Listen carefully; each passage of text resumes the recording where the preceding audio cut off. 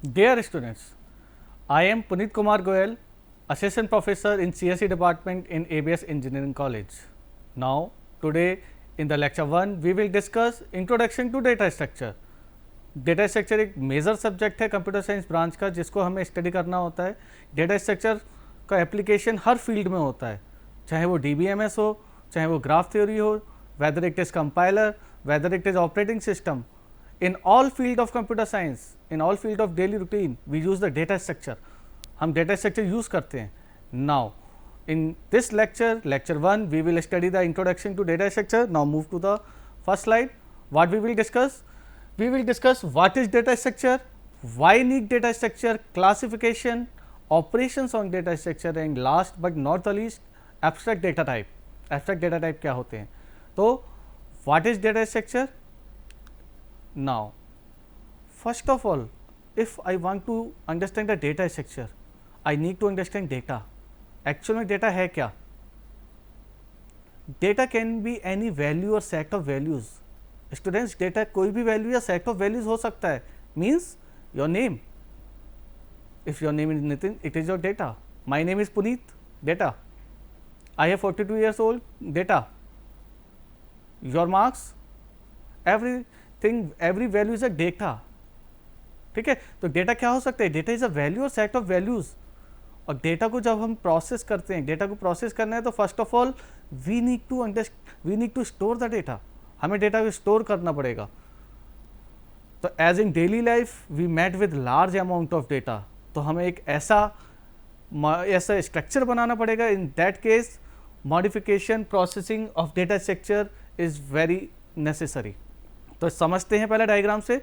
Input में अगर हम डेटा देते हैं, इनपुट में we have given data. Now data will be goes to the memory, data memory में स्टोर होगा. Now that data will be processed, उस डेटा को हम प्रोसेस करेंगे and we will get the information. Simply एक example से समझते हैं. सपोज इन जो मार्कशीट, आपका मार्कशीट का एग्जाम्पल लेते हैं. You got 75 marks in physics, you got 82 marks in maths, you got 73 marks in Hindi. Now, अब मुझे आपका डिवीज़न बताना है. इन दैट केस डेटा को स्टोर किया, डेटा को हमने ऐड किया यानी प्रोसेस कर रहे हैं. After processing we will get the information, your division, your average, your total marks. तो डेटा को हम प्रोसेस करते हैं. तो अब हमें अगर ऑप्टिमाइज करना है इस पूरे मॉडल को, इनपुट से लेके स्टोरिंग से लेके आउटपुट तक, वेयर वी कैन ऑप्टिमाइज. भाई इनपुट में if I have to provide data, वो तो डेटा प्रोवाइड करना ही है हमको. आउटपुट में डिजायर्ड आउटपुट आना ही है. Where we can optimize as the processing. मैं प्रोसेसिंग में ऑप्टिमाइज कर सकता हूँ. तो प्रोसेसिंग में ऑप्टिमाइज करने के लिए हम क्या करेंगे? प्रोसेसिंग में ऑप्टिमाइज करने के लिए हम डेटा जो हम मेमोरी में स्टोर करते हैं वहाँ पर वर्क करेंगे. यहीं पर आपका रोल्स ऑफ डेटा स्ट्रक्चर आएगा. यही है आपका रोल ऑफ डेटा स्ट्रक्चर, यानी डेटा का एक ऐसा स्ट्रक्चर प्रोवाइड कराना so that you can process the data efficiently. इसका एक बहुत सिंपल सा एग्जांपल लेकर चलते हैं. Suppose you want to store marks of 20 students. आप 20 स्टूडेंट्स के मार्क्स स्टोर करना चाहते हैं. इन दैट केस दो मेथड है आपके पास. या तो आप 20 वेरिएबल्स डिक्लेयर कीजिए, int A1, A2, A3 up to A20. First method. Second method क्या हो सकता है? सेकंड मेथड हो सकता है you can declare an array of 20 elements. आप 20 एलिमेंट्स का एक एरे डिक्लेयर कर सकते हैं. नाउ भाई मैं 20 वेरिएबल्स भी ले सकता हूं जिसमें 20 वैल्यूज स्टोर करूंगा, उनको सम करूंगा, आपको एवरेज मिल जाएगा. बट आप खुद सोचिए, 20 वेरिएबल्स एक प्रोग्रामर के पॉइंट ऑफ व्यू से 20 वेरिएबल्स में वैल्यू स्टोर करना ज़्यादा आसान है या एक सिंपल एरे में 20 वैल्यूज स्टोर करना? एरे के केस में क्या होगा? एक ही वेरिएबल नेम है ए. अगर मुझे थर्ड एलिमेंट को एक्सेस करना है, I will write A of 2, index अगर 0 से चलता है. अगर मुझे फिफ्थ एलिमेंट को एक्सेस करना है, I will write A of 4. अगर मुझे सभी एलिमेंट्स का सम करना है तो सिंपली मैं क्या करूंगा? I will apply a loop. मैं एक लूप अप्लाई करूंगा 0 से लेके लेस देन 25 तक i++. नाउ सम कर दूंगा उन सभी वैल्यूज़ का। But in case of 20 variables सोचिए क्या होगा। फर्स्ट ऑफ ऑल स्कैनएफ जब आप इनपुट प्रोवाइड कराएंगे तो आपको 20 वेरिएबल्स के नेम याद रखने होंगे। जब आप उनका सम निकालेंगे आपको याद रखना होगा नेम्स ऑफ ऑल 20 वेरिएबल्स। तो आप समझ सकते हैं कि अगर मुझे डेटा स्ट्रक्चर का नॉलेज है, if we have studied the data structure, then at which condition which data structure we have to use, we can use our knowledge. तो यहाँ पे डेटा स्ट्रक्चर का रोल आता है। दूसरा एप्लीकेशन, दूसरा रोल समझ सकते हैं सर्चिंग। अगर आप सर्चिंग करते हैं, सर्चिंग करने के दो मेथड हैं, या तो आप एरे में सीक्वेंसली सर्च कीजिए या बाइनरी सर्च ट्री एक डेटा स्ट्रक्चर होता है, अभी हम आगे पढ़ेंगे। बाइनरी सर्च ट्री क्या कहता है, हर कंपैरिजन में नंबर ऑफ एलिमेंट्स हाफ हो जाते हैं। यानी अगर 10 एलिमेंट्स हैं, ठीक है, सॉर्टेड ऑर्डर में 10 एलिमेंट्स है binary search tree. Binary search tree का एग्जांपल ले सकते हैं हम 20, 10, 30। यानी वो बाइनरी सर्च ट्री वो ट्री होता है जिसके लेफ्ट में स्मॉलर वैल्यूज, राइट में लार्जर वैल्यूज होती हैं। तो आप खुद समझ सकते हैं कि हर एक कंपैरिजन में नंबर ऑफ एलिमेंट्स हाफ हो गए। तो इस केस में मैं किस डेटा स्ट्रक्चर का यूज करूंगा, बाइनरी सर्च ट्री का। If I want to implement directory structure, binary search tree.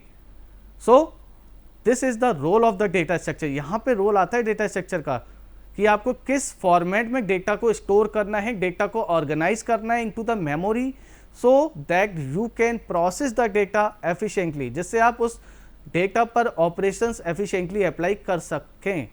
Now move to the next slide. Yes, now comes to the definition of data structure. It is a way of organizing, it is a way of organizing और storing a data into the memory so that operations on the data can be performed efficiently. Last word is very important, can be performed efficiently. अगर आप एक programmer हैं तो programmer का task क्या होता है, that software that programme should work efficiently, memory के पॉइंट ऑफ व्यू से भी और एग्जीक्यूशन टाइम के पॉइंट ऑफ व्यू से भी। तो ये डेटा स्ट्रक्चर के रोल के थ्रू हम अचीव कर सकते हैं। तो एग्जाम्पल क्या क्या हुए, अभी एग्जाम्पल है arrays, stacks, Q, tree, graph, अभी हम आगे पढ़ेंगे इनको। तो ये सभी किसके एग्जाम्पल हैं, ये सब डेटा स्ट्रक्चर्स के एग्जाम्पल हैं। तो ऑर्गेनाइजिंग, एक पर्टिकुलर ऑर्डर में ऑर्गेनाइज करना, उन्हें स्टोर करना, जिससे आप उस पर ऑपरेशंस एफिशिएंटली परफॉर्म कर सको। जैसा कि अभी हमने लास्ट एग्जाम्पल डिस्कस किया था, अगर मैं एरे में एलिमेंट स्टोर करता हूँ 20 एलिमेंट्स और सम करना चाहता हूँ, तो सिंपली मुझे एक फॉर लूप लगाना है। Simply I have to use a for loop. तो we can easily access the element, we can easily traverse the element। ये operations भी अभी हम पढ़ेंगे आगे। अगर मुझे किसी पर्टिकुलर एलिमेंट को डिस्प्ले करना है, यानी अगर मैं चाहता हूँ 5th स्टूडेंट के मार्क्स डिस्प्ले करना, 5वां स्टूडेंट जो इसके कितने मार्क्स हैं, तो सिंपली मैं क्या लिखूंगा, a of 4। 5th स्टूडेंट को a of 4 में इसलिए लिख रहा हूँ बिकॉज हमारा इंडेक्सिंग 0 से स्टार्ट होता है। तो जो हमारे लिए 5th है वो एरे में 4th है। तो समझ आया आपको, efficient searching, searching binary search tree के थ्रू कर सकते हैं। Scheduling, CPU scheduling, first come first serve, यानी जो प्रोसेस पहले आया उसको हम पहले सर्विस प्रोवाइड कराएंगे। इन दैट केस हम क्यू डेटा स्ट्रक्चर का यूज करते हैं, जो अभी हम आगे पढ़ेंगे। ग्राफ, ग्राफ का यूज तो बहुत ज़्यादा हो रहा है आजकल, बिकॉज जब आप ग्राफ एल्गोरिथम का यूज़ करते हैं, गूगल मैप में आप क्या करते हैं, ग्राफ का use, cities and distance among between the cities वो स्टोर करते हैं, so that you can search and optimize path, जिससे आप कम से कम टाइम में डेस्टिनेशन तक पहुंच सकें। तो उसमें क्या स्टोर करेंगे इनपुट में, starting point and destination point. Then ये पॉइंट्स आपके स्टोर होंगे ग्राफ डेटा स्ट्रक्चर में, एल्गोरिथम्स आप अप्लाई करेंगे, then you can get the optimize path. तो ये सब क्या है, ऑपरेशंस हैं जो एफिशिएंटली हो पाएंगे अगर आप एक प्रॉपर डेटा स्ट्रक्चर का यूज करते हैं। Next, now organize data has major impact on the performance. एक रियल लाइफ एग्जांपल लेते हैं, queue at a ticket counter. Suppose आप टिकट लेने के लिए एक लाइन में खड़े हुए हैं, अगर एक प्रॉपर सीक्वेंस फॉलो हो रहा है, यानी जो पर्सन पहले आया क्यू में उसको टिकट पहले मिल रहा है, तब तो कोई प्रॉब्लम नहीं है। लेकिन अगर मैं सभी पर्सन को ऑर्गेनाइज ना करूं, यानी कोई भी किसी भी पॉइंट पे जाके टिकट ले ले, कोई पीछे से आ रहा है, कोई साइड से आ रहा है, उस केस में क्या होगा, उस केस में क्या होगा स्टूडेंट्स, हो सकता है जो पहले आया पर्सन उसको टिकट ही ना मिले। यानी अगर एक प्रॉपर ऑर्गेनाइजेशन, एक प्रॉपर ऑर्गेनाइज्ड वे में मैंने डेटा को ऑर्गेनाइज नहीं किया, यहाँ पे डेटा क्या है, जो पर्सन्स लाइन में खड़े हैं वो डेटा है, जो क्यू बनी वो डेटा स्ट्रक्चर है। तो यानी अगर मैं डेटा को ऑर्गेनाइज ना करूं, अगर जो पर्सन्स टिकट लेने आ रहे हैं उनको मैं ऑर्गेनाइज ना करूं लाइन में, तो क्या होगा, कॉम्प्लेक्सिटी ऑफ द प्रोग्राम बढ़ जाएगी। हो सकता है आपको टिकट मिले ही ना, जो सबसे पहले आया उसको टिकट ही ना मिले। तो यहाँ पे एक एग्जाम्पल, रियल लाइफ एग्जाम्पल। दूसरा डिक्शनरी। डिक्शनरी में क्या होता है, इन डिक्शनरी आप सर्चिंग जो करते हैं अल्फाबेटिकली ऑर्डर में करते हैं, A to Z इंडेक्स के थ्रू। अगर मुझे लेटर लेट सर्च करना है तो L से सर्च होगा, ठीक है। होम सर्च करना है H से सर्च होगा, तो मैं उस पर्टिकुलर पेज पे जाके उसका मीनिंग सर्च कर लूँगा। लेकिन अगर मैं ऑर्गेनाइज ना करूँ, यानी कोई भी लेटर कहीं भी है, in that case it will take more and more time to search the letter in the dictionary, तब उस चीज़ का कोई इंपॉर्टेंस नहीं रहेगा। Next example, queue in the printer. Queue in the printer, printer में जो क्यू होती है, ठीक है, जो जॉब आप पहले प्रिंट दे देते हैं वही प्रिंट पहले निकलता है। लेकिन अगर आप क्यू के थ्रू इम्प्लीमेंट ना करो, इन दैट केस आप प्रिंट नहीं निकाल सकते। तो प्रिंटर में जो प्रिंट आउट के लिए डेटा स्ट्रक्चर यूज करते हैं, जो प्रोग्राम यूज होता है, that follow the Q data structure. और लास्ट एग्जाम्पल बहुत अच्छा एग्जाम्पल है, arrangement of books in the library. Arrangement of books in the library. Whenever you go to the library, you see that there are many sections in the library. Math section, you will get the maths book. Computer science section, you will get the computer science book. Electronics section, you will get the electronics section book. Physics section, you will get the physics section books. But अगर मैं कोई भी section ना बनाऊँ, किसी book को कहीं भी रख दूँ, तो आप खुद सोच सकते हैं कि किसी पर्टिकुलर बुक को सर्च करने में हो सकता है सुबह से शाम हो जाए आपको, और हो सकता है तब भी वो बुक आपको ना मिले। यही रोल है डेटा स्ट्रक्चर का। ओके, अगर मैं सेक्शंस बना देता हूँ, यहाँ पे बुक्स क्या है, डेटा। कंपैरिजन अगर हम करते हैं, यहाँ पे बुक्स क्या है, डेटा, ठीक है। अरेंजमेंट ऑफ बुक्स, जो मैंने सेक्शन बनाया, ऑर्गेनाइज किया, दैट इज डेटा स्ट्रक्चर। तो अब तक आपको क्लियर हो गया होगा, रियल लाइफ में भी काफ़ी जगह हम इस कंसेप्ट का यूज़ करते हैं। अब रियल लाइफ से थोड़ा प्रोग्रामिंग पॉइंट ऑफ व्यू पे आ जाते हैं, बिकॉज एज ए प्रोग्रामर हमारा क्या रोल है। तो आप समझ सकते हैं, प्रोग्राम के दो पार्ट होते हैं, first is algorithm, second is data structure. Suppose आपको 10 एलिमेंट्स का सम करना है, तो आप क्या करेंगे, सबसे पहले आप एल्गोरिदम, 10 एलिमेंट्स को सम करना है भाई, एल्गोरिदम स्टेप्स क्या होंगे, देन डेटा स्ट्रक्चर, किस डेटा स्ट्रक्चर का यूज करना है मुझे, मैं 10 वेरिएबल्स का भी यूज़ कर सकता हूँ, मैं एक एरिक डेटा स्ट्रक्चर का भी यूज़ कर सकता हूँ। तो यहाँ पे आप समझ सकते हैं what is the role of the data structure. अगर एक प्रॉपर डेटा स्ट्रक्चर मैंने सेलेक्ट नहीं किया, if I didn't select the right data structure for the algorithm, in that case performance of the program में भी डिक्रीज हो सकती है। तो choosing an appropriate data structure improve the performance of the program और a software. तो ये सभी जो हमने एग्जाम्पल समझे, ये सभी किसके एग्जाम्पल हैं, परफॉर्मेंस इंप्रूव करने के लिए डेटा स्ट्रक्चर का रोल क्या होता है। और एक एग्जाम्पल लेकर चलते हैं, CPU शेड्यूलिंग। एक होता है फर्स्ट कम फर्स्ट सर्व, जो पहले प्रोसेस आया वही पहले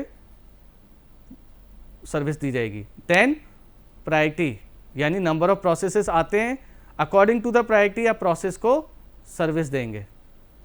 इन दैट केस आप किस डेटा स्ट्रक्चर का यूज करेंगे, प्रायोरिटी क्यू। ये सब अभी हम पढ़ेंगे आगे के लेक्चर्स में। नाउ मूव करते हैं data structure classification. Data structure के क्लासिफिकेशंस क्या होते हैं। Data structure basically divided in 2 parts. Data structure को हम बेसिकली 2 पार्ट में डिवाइड करते हैं students. First is primitive data structure and the next one is non primitive data structure. What is primitive data structure and what is non primitive data structure. जैसा कि diagram में आप देख सकते हैं, primitive data structure integer. Primitive data structure क्या हुआ आपके, इंटीजर, फ्लोट, कैरेक्टर, डबल, ये सभी बिल्ट इन डेटा टाइप होते हैं। Built in data type means already defined. Next non primitive data structure. Non primitive data structure को हम 2 part में डिवाइड कर रहे हैं, डायग्राम में आप देख सकते हैं, लीनियर, नॉन लीनियर।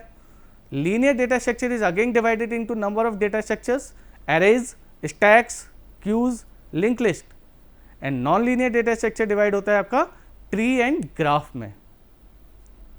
तो फर्स्ट ऑफ ऑल अंडरस्टैंड करते हैं primitive data structure. These are pre defined built in data type. Means अगर मैं कहता हूं आपको एक वैल्यू स्टोर करनी है 10, तो सिंपली आपके माइंड में क्या आता है, भाई एक इंटीजर ले लो इंट ए और उसमें वो वैल्यू 10 स्टोर कर दो.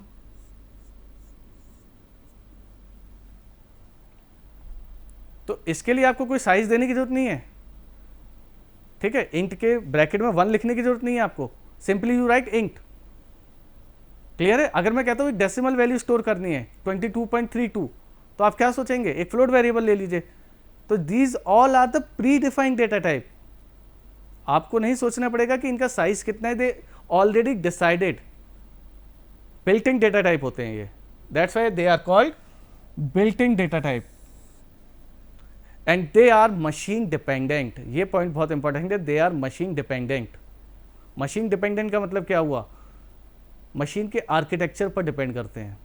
ठीक है, मीन्स अगर 16 बिट मशीन है आपका, in that case integer data type का साइज क्या होगा, इंटीजर डेटा टाइप का साइज होगा 2 बाइट्स. क्लियर है. 16 बिट मशीन पर इंटीजर डेटा टाइप का साइज होगा 2 bytes. Now come to the 32 bit और 64 bit machine. On 32 bit machine it's of 4 bytes, on 64 bits is of 4 byte. Now character data type. Character data type का size क्या होता है, character data type का size होता है 1 byte. 1 byte और ये फिक्स रहता है. ठीक है, तो already defined built in data types are called primitive data structures. इसमें आप कोई भी मॉडिफिकेशन नहीं कर सकते, ये मशीन डिपेंडेंट होते हैं. Now come to the non primitive data structure. Non primitive data structure are also called user defined data type. Are also called user defined data type. Means suppose I want to store marks of 10 students. तो again मैंने वही example लेना है, array लेना है मुझे, array लेना है और एरे का डेटा टाइप क्या होगा, इंट. बिकॉज मार्क्स में इंटीजर फॉर्मेट में स्टोर कर रहा हूँ, डेसिमल फॉर्मेट को कंसीडर नहीं कर रहे हैं यहाँ, ऑल मतलब अकॉर्डिंग टू आवर कंडीशन. तो हम क्या लेंगे, हम एक एरे को डिक्लेयर करेंगे मार्क्स साइज, यूजर डिफाइन कर रहा है यहाँ, ध्यान दीजिएगा. मार्क्स 10 होगा, 20 होगा, 30 होगा, ये यूजर डिसाइड कर रहा है. प्रिमिटिव के केस में ऐसा नहीं था. प्रिमिटिव के केस में इंट है तो वो मशीन डिपेंडेंट है, 4 बाइट लेगा या 2 बाइट लेगा ही लेगा. कैरेक्टर है 1 बाइट लेगा ही लेगा. लेकिन यहाँ पे क्या है, 10 स्टूडेंट्स के मार्क्स स्टोर करने हैं, तो मार्क्स 10 ये साइज हमने डिसाइड किया, यूजर ने डिसाइड किया. फ्लोटिंग वैल्यू स्टोर नहीं करनी है, तो डेटा टाइप क्या हुआ, int. What is the data type, int. तो यहाँ पे 2 पॉइंट समझ आए मुझको. एक तो यूजर डिफाइंड डेटा टाइप है, क्लियर है, size according to user decide हो रहा है, 10 एलिमेंट लेने हैं, 20 एलिमेंट्स लेने हैं. नेक्स्ट पॉइंट क्या है, ये डिराइव्ड किससे हो रहे हैं, इंट क्या है यहाँ पर बता सकते हैं. Int is the primitive data structure. Int हमारा प्रिमिटिव डेटा स्ट्रक्चर है स्टूडेंट्स. तो बेसिकली 2 पॉइंट क्लियर हुए हमारे यहाँ पर. Non primitive data structures are the user defined data types, first point. Next point, these are also called derived data type as they are derived from the primitive data structure. Suppose मुझे एक name store करना है जिसकी length 9 है, क्या करूँगा मैं, character array लिया मैंने, ए साइज 10 का. तो अगेन आप यहाँ देख सकते हैं कैर क्या है मेरा, प्रिमिटिव डेटा स्ट्रक्चर. लेकिन कैर ए 10 एरे क्या है, नॉन प्रिमिटिव डेटा स्ट्रक्चर. कहाँ से ड्राइव हुआ, प्रिमिटिव डेटा स्ट्रक्चर से. क्लियर है. Now move to the next slide. Operations on the data structure. Definition of the data structure में क्या लिखा था, definition of the data structure में लिखा था organize the data, storing the data into the memory so that operations can be perform efficiently. तो अब ये ऑपरेशंस क्या क्या कर सकते हैं हम. पहला ऑपरेशन होता है insertion.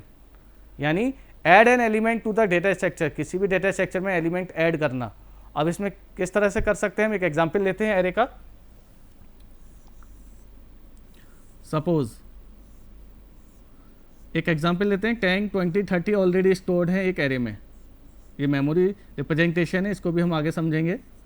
Now I want to insert an element, I want to insert an element 5 at first position. तो मैं फर्स्ट पोजीशन पे इंसर्ट करना है, in that case I have to shift all the element and insert that element at first position. तो मैं first position पे भी insert कर सकता हूं। I can insert element at the last position, I can insert element between 10 to 30, बीच में भी कहीं भी एलिमेंट इंसर्ट कर सकता हूं। This is called the insertion operation. Now come to the deletion operation. Remove an element from the array, again remove an element from the data structure.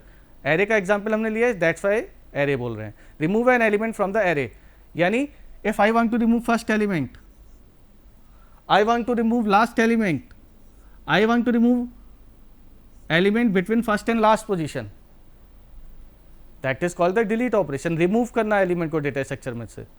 Now traversing, again a very very important operation in the data structure. Suppose you want to find the sum of all these 4 elements, you want to find sum of all these 4 elements. In that case you will traverse, you have to read all the elements. आपको सभी element को read करना है। तो read करने के लिए हम कहाँ से स्टार्ट करेंगे, फर्स्ट एलिमेंट से, और कहाँ तक मूव करेंगे, लास्ट एलिमेंट तक। तो हम एक एक एलिमेंट को रीड कर रहे हैं यहाँ पर। ओके, तो रीड करना at least 1 is called traversing of the data structure. और ये basically sum, average, count, number of elements कितने हैं सर्चिंग के केस में, in that case we use traverse operation. Now fourth operation, searching, to find whether an element is present और not. Clear है? Suppose I want to find an roll number of the student, in that case we will provide an input role number of the student and then we will search in the data structure. तब हम उसको search करेंगे। Clear है? तो किसी भी particular element को search करना इज कॉल्ड सर्चिंग। इसके लिए हम डिफरेंट एल्गोरिथम्स का यूज करेंगे, that will be read further. Now sorting, arrange करना एलिमेंट्स को एक पर्टिकुलर ऑर्डर में, इन आइदर असेंडिंग ऑर्डर और in either descending order. Means suppose मुझे एलिमेंट्स दिए हैं 30, 5, 17, 8। Now I want to sort all these elements in ascending order, increasing order में, according to value. तो मैं क्या करूंगा, 5, 8, 17, 30, that is called sorting. And there are number of algorithms for sorting in the data structure, merge sort, quick sort, bucket sort, radix sort, heap sort, bubble sort, selection sort, that we will read further. Now last but not the least is the merging operation. Merging is also a very important operation. ये क्या कहता है merging, 2 sorted list हमको input में दिए गए हैं और हमको मर्ज करके एक तीसरा सॉर्टेड लिस्ट बनाना है। मतलब मुझे 2 एरे दिए हुए हैं, 3, 5, array A, second array 18,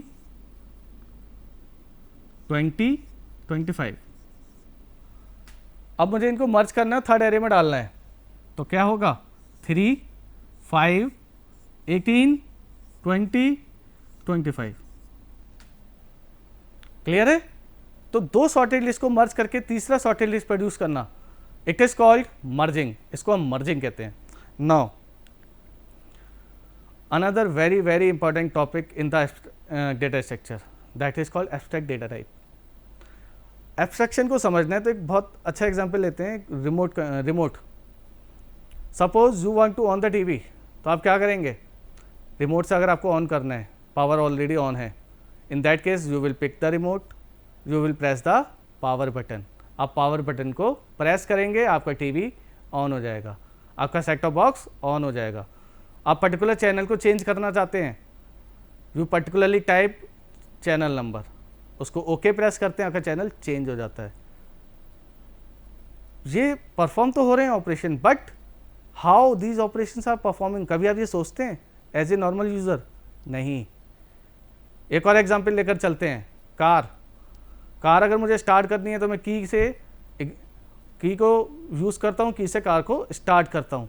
but ignition कहाँ से होता है, इग्निशन किस तरह जनरेट होता है, कार किस तरह स्टार्ट होती है, कभी ये हमें सोचना होता है नॉर्मल यूज़र को? नो। बेसिकली यहाँ पे हम क्या डिसाइड कर रहे हैं, what we have to perform. मुझे क्या करना है, मुझे टीवी ऑन करना है, मुझे कार स्टार्ट करनी है, मुझे स्कूटर स्टार्ट करना है। ओके, तो ये सब क्या हैं, ये ऑपरेशंस हैं, इनकी कॉम्प्लेक्सिटी हमने हाइड कर दी, बैकग्राउंड डिटेल्स हमने हाइड कर दी। Basically we emphasize on what, हम एम्फेसाइज करते हैं व्हाट पे rather than how. This is called the abstraction, present only the simple view of any object but hide the implementation detail. मतलब मुझे implementation में नहीं जाना कि अगर मैंने पावर बटन ऑन किया तो ये रिमोट से पावर बटन जब प्रेस करते ही टीवी कैसे ऑन हो गया, मुझे उसकी डिटेल में नहीं जाना है। सिंपली मुझे पावर बटन को प्रेस करना है, मोबाइल है, मोबाइल से कोई नंबर डायल करना है, नंबर को टाइप करो, ग्रीन बटन प्रेस करो, कॉल कनेक्ट हो जाएगा। क्लियर है? तो ये कहलाता है आपका abstraction, hide the complexity and present the simple view, that is called abstraction. Now इसी कंसेप्ट से बना है आपका abstract data type. Abstract data type क्या कहता है? Abstract data type basically represent a logical और mathematical model for any data structure। Actually अगर आप समझें तो डेटा स्ट्रक्चर क्या है, आपका एक मॉडल ही तो है, that provides storing of the data. तो मैथमेटिकल और लॉजिकल मॉडल जो बेसिकली क्या डिस्क्राइब करता है, रिप्रेजेंटेशन ऑफ डेटा। पहला पॉइंट, मतलब अगर मैं एक एरे का एग्जाम्पल लूँ, एरे का एग्जाम्पल अगर मैं लेता हूँ as an abstract data type, तो एरे को डायग्राम से अगर आप समझेंगे तो रिप्रेजेंटेशन ऑफ डेटा मतलब कंसेप्ट क्या है एरे का, elements are always stored sequentially, elements are always stored sequentially. ठीक है, ऑपरेशंस ऑन द डेटा। अब क्या क्या ऑपरेशंस मैं परफॉर्म कर सकता हूं, I can perform insertion, I can perform deletion, I can perform searching, sorting, merging, traversing, all these operation we can perform on the array data structure. तो basically abstract data type एक simple view provide कराता है कि भाई ये मेरा array data structure है, इसमें सीक्वेंशियली एक्सेस करते हैं एलिमेंट को, मैं ये ऑपरेशन परफॉर्म कर सकता हूँ इस डेटा स्ट्रक्चर पे।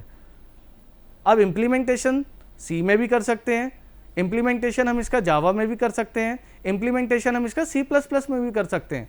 बट एक एब्स्ट्रैक्ट व्यू होना जरूरी है कि what is the behaviour of the data, what is the representation of the data and what operation we can perform on the data, and that operation can be implemented in different programming languages.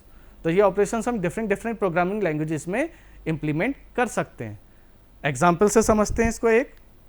Now stack abstract data type, इसको अभी हम आगे पढ़ेंगे। Array का भी हमने example लिया, stack का लेते हैं। Stack is a data structure which follows the concept of LIFO, यानी लास्ट इन फर्स्ट आउट। जो लास्ट में एलिमेंट आया वो सबसे पहले रिमूव होगा।